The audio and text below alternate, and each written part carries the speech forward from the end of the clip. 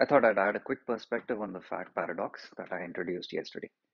I mean, why would the body try to sabotage us this way when it comes to fat? It's fairly simple.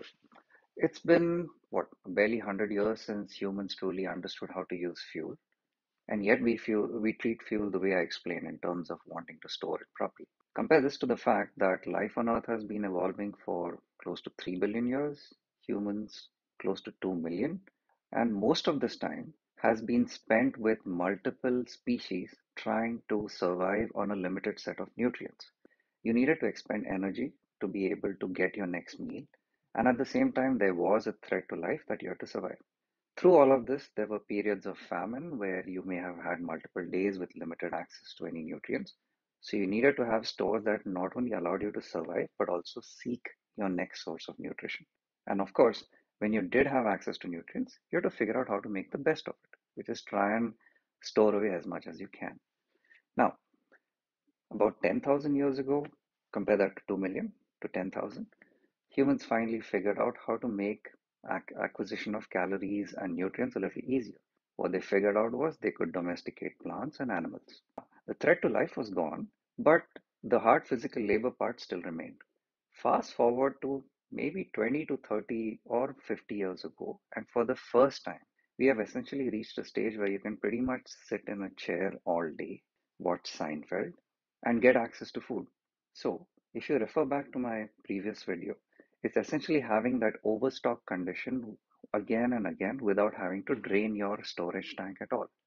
This brings me to the next point, and I actually left this out from the previous video. What I've said is, anytime there's an overstock situation, not only will you fill up your storage, you'll have the ability to create more storage. But what I didn't explain was, how long can you continue this? As in, how long will you keep adding backup fuel tanks and keep storing extra fuel? You may say, I'll do that until it is possible to safely store fuel, because beyond a certain time, obviously, it won't be safe anymore. But then, how do you know what safe is? That has come from experience, where there may have been an explosion related to too much fuel being stored incorrectly. But what if you never ran into an issue? And that is essentially the problem that we have with the human body.